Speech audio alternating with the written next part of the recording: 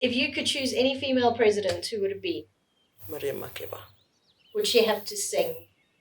Yes. So every time she, like State of the Nation, she would do a little song first and then she would give the State of the Nation. I love it. I love that choice.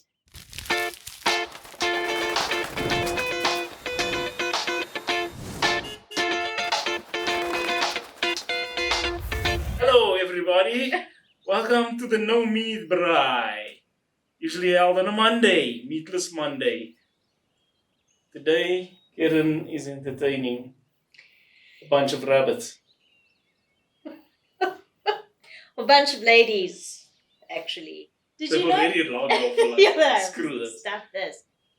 That South Africa ranks, out of 146 countries, South Africa ranks 111 on the parity scale in terms of how bad the gap is in pay. Do you know how many women lead households in this country? That must be a crap load, like 80% or something. Well, 43%, but that's single income Yeah. households that are relying on women. It's a hell of a topic matter. Is it hard being a man in a male-dominated industry? These days, I find it hard myself, personally. Okay. How Not so? as hard as other people might find it. And when I say other people, maybe female would find it. But as a man, I'm a lot more conscious about, wanting to be fair with people and equal genders and all of that. Mm-hmm. And there's an older generation that's still there and they still like very intense about stuff. So you have to entertain that while still trying to, hold your integrity on what your beliefs are, to say, look, dude, I don't really think it's cool for you to say that. Yes. And then, and you might lose the deal, right? So either you shut up and you just go with it and you make money, or you say, I'm going to stand up for the right. And in most cases, guys just shut up, carry on. And then you do come into contact with a woman, and maybe someone that you have a good relationship with, right? Mm-hmm.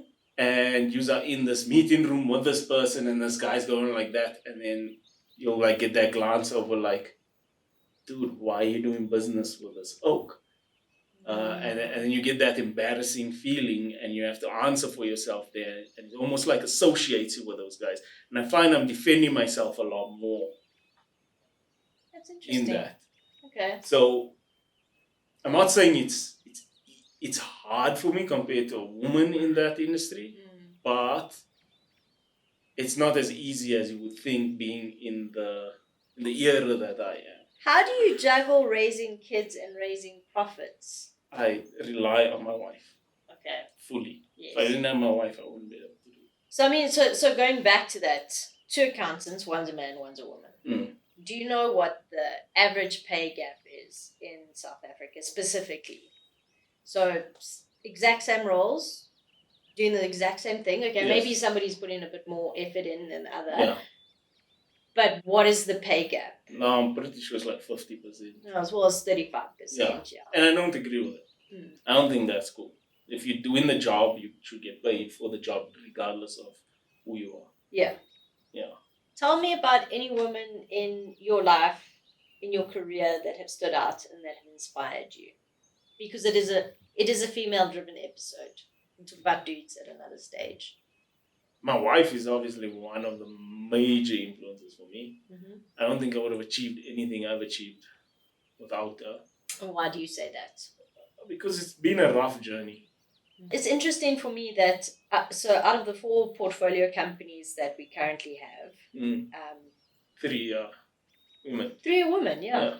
And that was you. You decided that. So Because I told you I like to work with women more than men.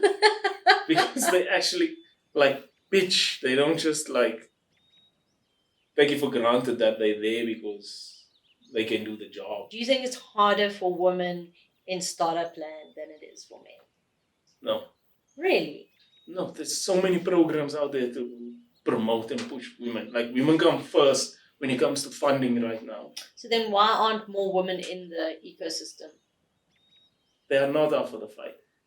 Like I say, and this is also men in general as well. They are not up for the fight. They think they can do this, and men will put the egos ahead of them and still do it. Women, I think they're just too scared to start. They doubt themselves way more than men. We interrupt our program to bring you this important message. So we're sitting here today with two of my favorite entrepreneurs. I like that. Both in the Aeon's Venture Building Program. Raisa Gabriels, CEO and co-founder of LEL Finance, and Hadeen Lawrence, CEO and co-founder of Tabby's Kitchen.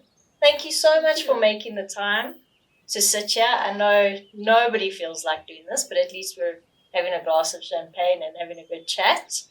At the moment, you've both got some really good news happening in both of your businesses. So do you want to chat a bit about that? Hopefully, looking at becoming a strategic partner for quite a massive corporate.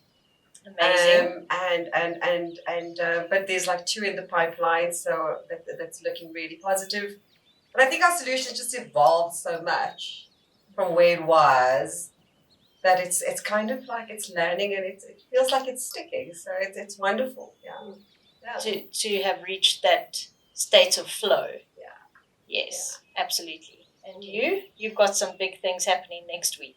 Yes, we are very excited about where we're at. We are successfully working with government. I am very happy to say that we need to give these guys a break, on a lot of levels. Department of Agriculture has really come through. They've shown commitment to the processes once we started engaging with them. So they are bringing a few farmers through for us next week so that we can assist them in our GMP facility to help them make some juices and do some, agro processing for them, as well as to start working with them on some cannabis processes. So we're very excited about that. And you two have known each other for quite some time. How did you figure out that it was you and you? It was actually me. So, Nadine and I know each other since we were like 24, 25 years old. Yeah. And we started at the same incubator in government, the first incubator in government. What was the incubator for? It was the Gauteng Shared Services Centre. Okay. Basically, it allowed all the departments to focus purely on their mandate. And they were looking for young, innovative, vibrant individuals, and we were part of that incubator. So we approached from different industries. I came from a FireStarters. And it was really exciting because we were doing everything from scratch. I mean, they had no processes, no everything. So it was a really exciting environment and space to be in. And we did really, really important work. It was amazing work. I think we, Hadeen looked at it from an organizational perspective and she looked at it from a managerial and strategic.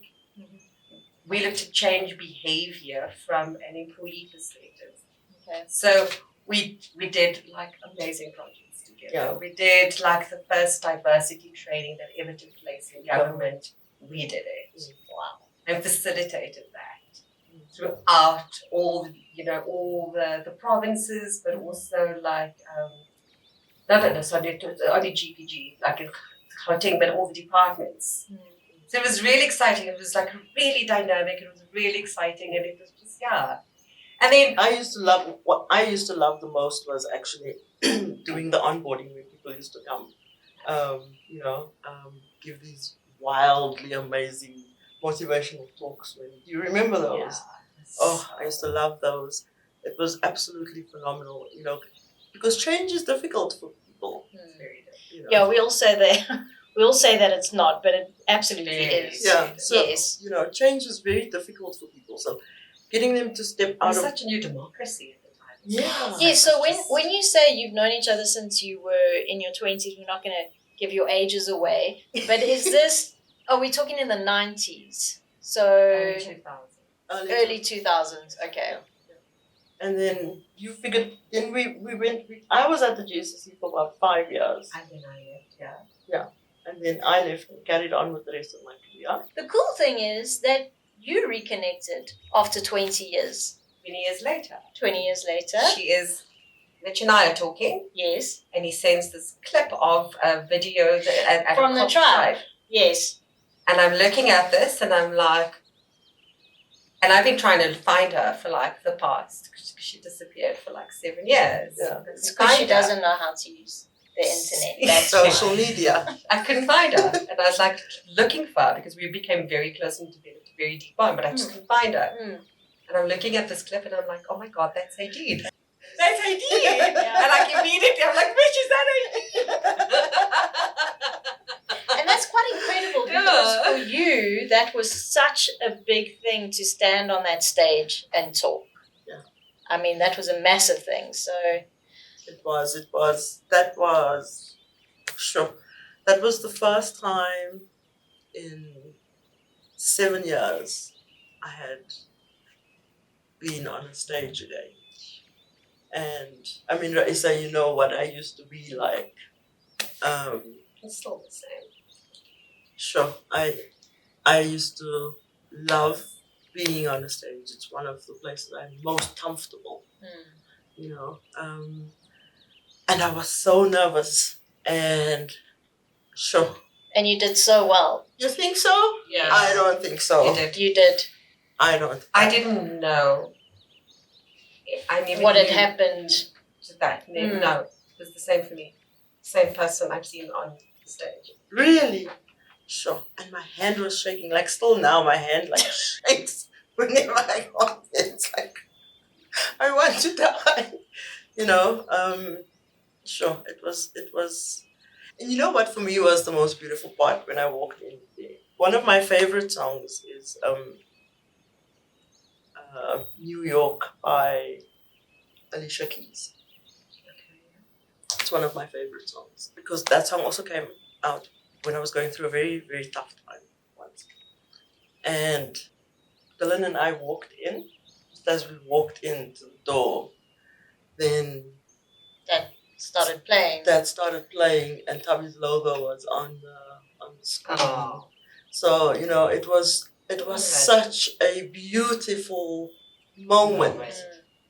Okay, so can you share the story of how you came to start your business, what the motivation behind it was?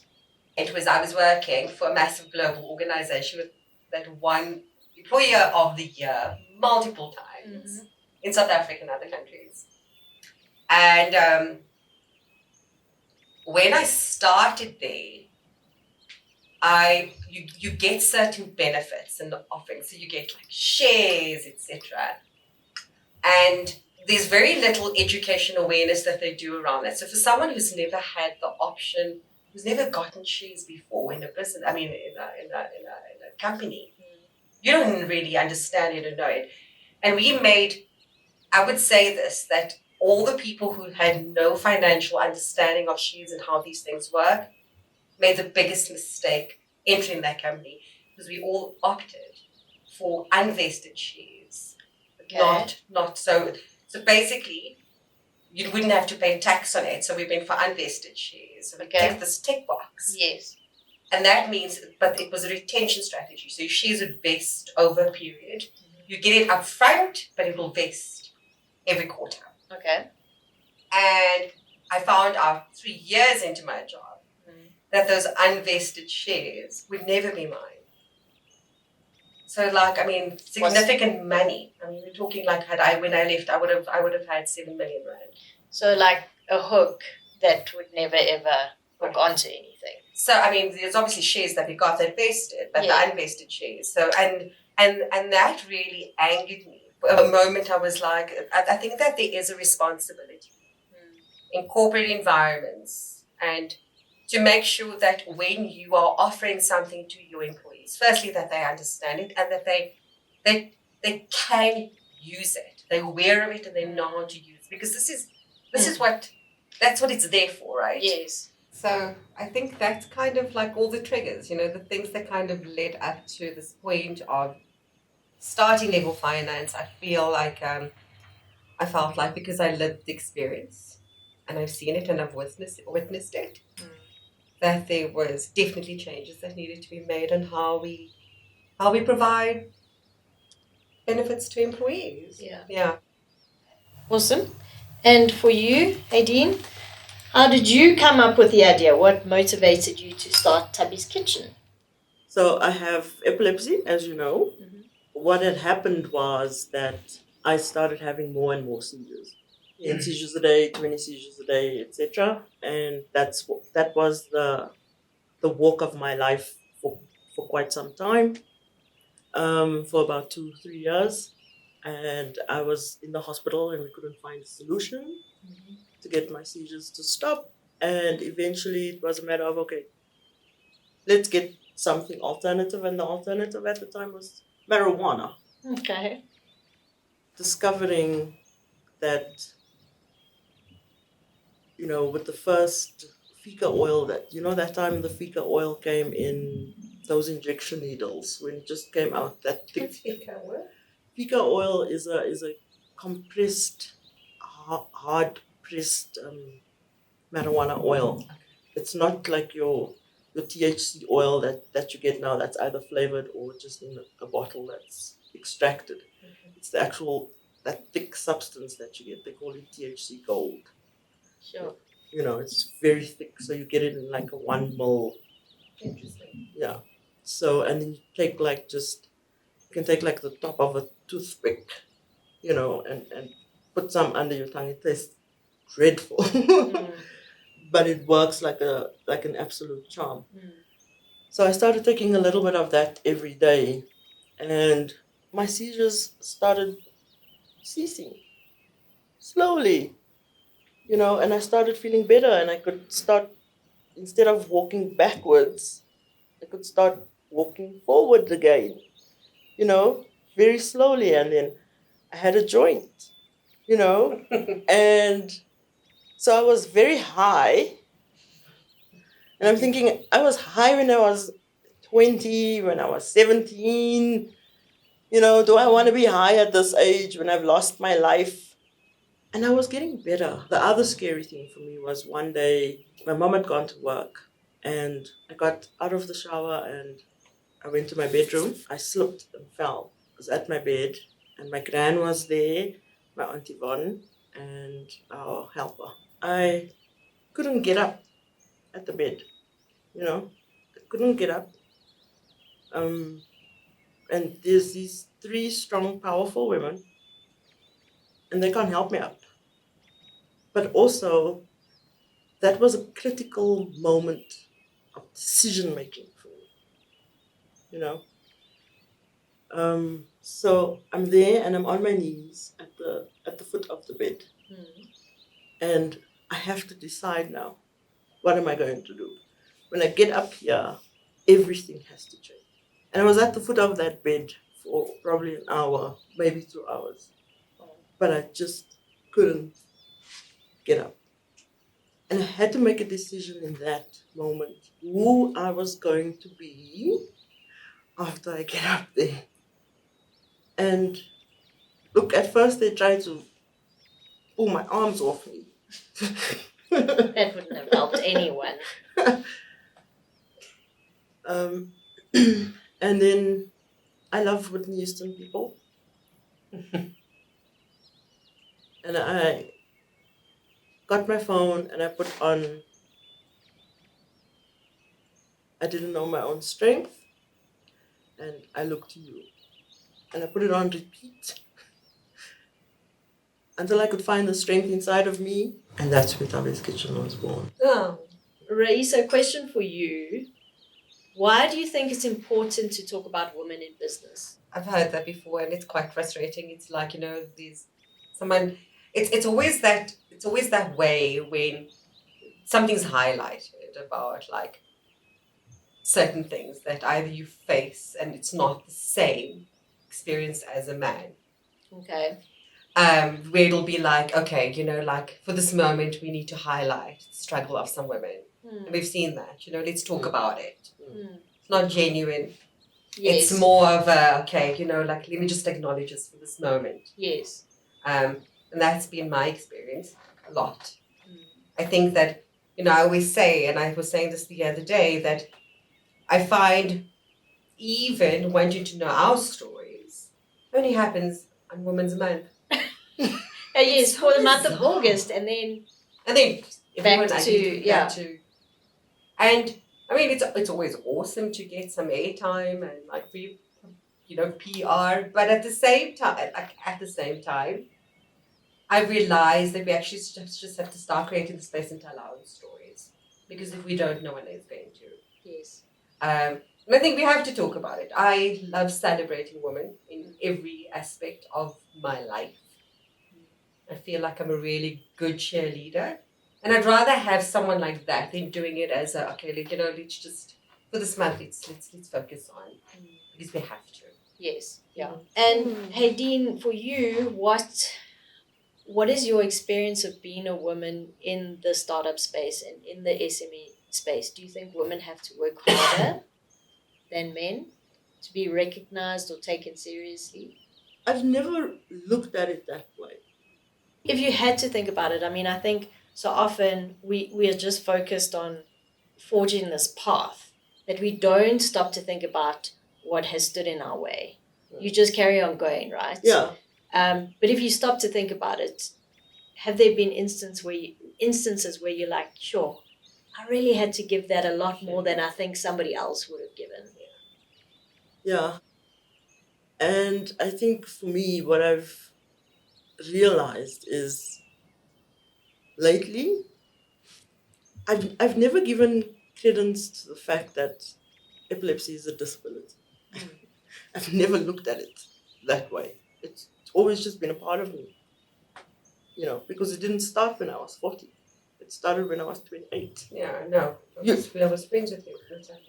When we met, I didn't even have epilepsy. Epilepsy. When Raisa and I met, I didn't even have epilepsy. I think it depends on your drive and how you view things as well, how it's going to determine your path, Yeah. because you can also use it as an excuse or as a driver to get to where you need to go, And I choose to look at it differently. I'm not saying that it is not that way. Yes. There is an issue about being women in business. I just choose not to add that to my tick box of it didn't happen because I'm a woman in business. Yes. Yeah. Yeah. What I've learned recently is that maybe it's a little bit more difficult to get somewhere because of the BE or non-BE issue. But I've never looked at it that way. Yeah. So it depends on who you're dealing with. I choose to use every rejection as a driving force, regardless of the circumstance, no matter how difficult it is. And for other women in business out there, I would say that just keep on going regardless of it, Because Tabby's is not the first time I've tried to start a business. I've tried before, Yes. And it's the fact that you go up against, and not even against, you try and align yourself with so many other people and so many other companies, and you try and get the same sort of support, Is it really so much different between yourself as a woman or other male companies, other small startups? What did the stats show? The stats show that it's very tough for women. It's very tough for women compared to the stats with men starting businesses. How do the two align? So if there's 50 men starting companies and 40% of them fail, compared to women starting businesses, And how many succeed. So It's the most bizarre thing. exactly. Are you saying that more female-led businesses succeed than The statistics, statistically, female-led businesses are more likely to succeed. Exactly. And do they know what the reasons are behind it? I have no idea. I've read that a couple of times, and I've seen it specifically. Female funders and VC. That are like gender lens focused VCs, always producing that kind of statistics. I've seen it. I don't know why. I just think because I don't know. I just like an excuse to this can sound like I'm quite sexist, but I just think that women are resilient. Yes. I think we've And just gone through persistent. persistent. I think we've gone through so much shit. So much that it's when you get a no, it's like okay, move on. I'm gonna Exactly. You're gonna try again. You're gonna try again. You're gonna try again. Exactly. And I think that sometimes, I think it's like, it's like having two children, when you have a child that is never had a no, and then a child that has had many no's, you know what I mean, in their lifetime. Yes. We are very capable and we do succeed. We just need to put everything that looks or feels or can be an excuse aside. Do you think it's harder for women to start businesses? Do you think a lot holds a lot of women back? I think, in my experience, and I'll talk only about my experience, I don't think it's harder for women to start businesses. I think it's becoming easier. I grew up in a space and an environment where women were the breadwinners, right? I don't think the dynamics changed that much. Yeah, me too. I also grew up in that environment. So the women always were the breadwinners and the ones that. So I think you'd never be able to start a business if you are a breadwinner, firstly. But then I have seen some women doing both. Yes, that's what I grew up with. Yeah. So doing a bit of both, being the breadwinner and starting and trying to run a business, and then at some point, that's what we all did, right? I did that. And then I don't know. I think that it's besides the resilience of women, I think that the challenges we face just makes the path so much clearer sometimes. Okay. Do you get what I'm saying? Those obstacles, it's gonna it pushes you to one side or it pushes you to another side. But then you find your way through it. You'll navigate and find your way through it. Yes, absolutely. For you, what has been the hardest part of this entrepreneurial journey that you're on? I think definitely self-belief. Okay. Imposter syndrome much? Okay. All right. And Haydeen? Everything. The whole thing has been shit. Don't True story. Everything. Yeah. I don't know who told us that this is a glamorous. It's so not glamorous. Yeah. But if you had to choose, would you go and work for somebody again? No? Haydeen? No.